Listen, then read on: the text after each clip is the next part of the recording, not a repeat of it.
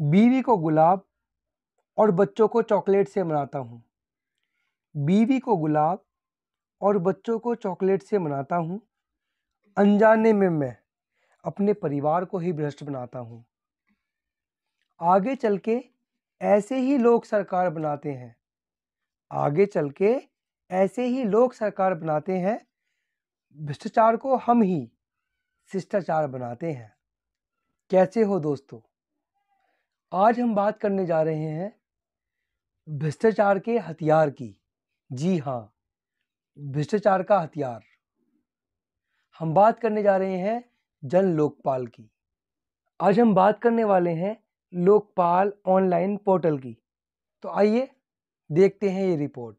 अभी हाल ही में लोकपाल अध्यक्ष ने लोकपाल ऑनलाइन पोर्टल का उद्घाटन किया। ये जो लोकपाल ऑनलाइन पोर्टल होगा, ये भ्रष्टाचार की शिकायतों के प्रबंधन के लिए इसको बनाया गया है। ये एक वेब आधारित सुविधा है। मौजूदा वक्त में डाक तथा ईमेल से भेजी गई या हाथ से लिखी गई शिकायतें भारत के लोकपाल द्वारा सुनी जाती हैं, लेकिन अब लोकपाल ऑनलाइन पोर्टल के आने से ये काम बहुत आसान हो जाएगा।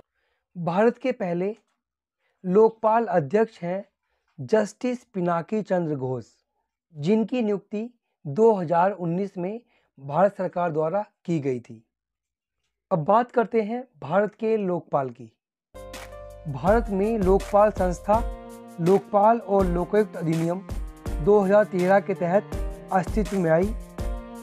जो ये लोकपाल है, इसका उद्देश्य होता है कानून के दायरे में आने वाली सरकारी कर्मचारियों के विरुद्ध करप्शन के आरोपों की जांच और पड़ताल करना।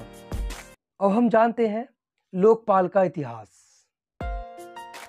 दुनिया में सबसे पहला लोकपाल 1809 में स्वीडन में नियुक्त किया गया। वहां इसे ओम्बुड्समैन के नाम से जाना जाता है, लेकिन भारत में ओम्बुड्समैन को ही लोकपाल और लोकायुक्त कहा जाता है। भारत में जो यह नामकरण था, ये 1963 में भारत के मशहूर कानूनविद डॉक्टर ML सिंघवी ने किया। भारत में सबसे पहले KM मुंशी ने बजट के दौरान संसद में लोकपाल के मुद्दे को उठाया।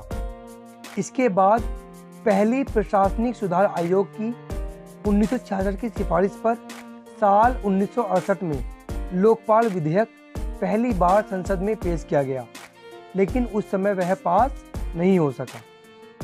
बाद में लोकपाल विधेयक को 1971, 1977, 1985, 1989, 1996, 1998, 2001, 2005, 2008 और 2011 में पेश किया गया, लेकिन हर बार ये विधेयक किसी न किसी बाधा के कारण पारित नहीं हो सका। इस तरह 2013 में तमाम नाकाम कोशिशों के बाद दोनों सदनों से पारित होने के बाद राष्ट्रपति ने इस बिल को मंजूरी प्रदान कर दी। उसके बाद ये एक कानून बन गया। अभी हमने जाना लोकपाल अधिनियम के बारे में। अब बात करते हैं लोकपाल की नियुक्ति की। लोकपाल की नियुक्ति प्रधानमंत्री की अध्यक्षता वाली एक चयन समिति करती है। इस चयन समिति में एक प्रधानमंत्री होता है, एक लोकसभा का अध्यक्ष होता है, एक लोकसभा विपक्ष का नेता होता है, एक मुख्य न्यायाधीश या उनकी सिफारिश पर सुप्रीम कोर्ट का एक जज होता है, राष्ट्रपति की ओर से नियुक्त किया गया एक सदस्य होता है। हमें यहाँ ये बात का ध्यान रखना है कि नेता विपक्ष ना होने के कारण लोकपाल की नियुक्ति का मामला 2013 से 2019 तक अटका हुआ था। बाद में एक मामले में सुप्रीम कोर्ट ने स्पष्ट किया कि अध्यक्ष या किसी सदस्य की नियुक्ति इसलिए अवैध नहीं होगी क्योंकि यह चयन समिति में कोई पद रिक्त है। इसीलिए 2019 में भारत के पहले लोकपाल अध्यक्ष बने जस्टिस पिनाकी चंद्र घोष। अब बात करते हैं लोकपाल कानून 2013 की। आइए देखते हैं क्या है इसमें कुछ खास।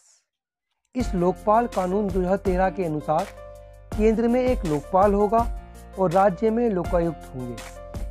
अगर बात करें लोकपाल के सदस्यों की, तो लोकपाल जो होगा एक बहु सदस्य निकाय होगा, जिसमें एक अध्यक्ष होगा, अधिकतम 8 मेंबर होंगे, जिसमें आधे यानी 50% न्यायिक सदस्य होंगे और 50% SC, ST, OBC, अल्पसंख्यक और महिलाओं में से होंगे। मतलब 50% न्यायिक मेंबर होंगे और 50% अन्य होंगे। अन्य में SC, ST, OBC, अल्पसंख्यक और महिलाओं को शामिल किया जाएगा। इसकी योग्यता की बात करें तो इसकी न्यूनतम आयु 45 वर्ष होगी। कार्यकाल इसका 5 वर्ष होगा या 70 साल की उम्र, इनमें जो भी पहले हो वो होगा। वेतन और भत्ते भारत के मुख्य न्यायाधीश के बराबर होंगे और जो अन्य मेंबर होंगे उनको सुप्रीम कोर्ट के न्यायाधीशों के बराबर वेतन और भत्ते दिए जाएंगे।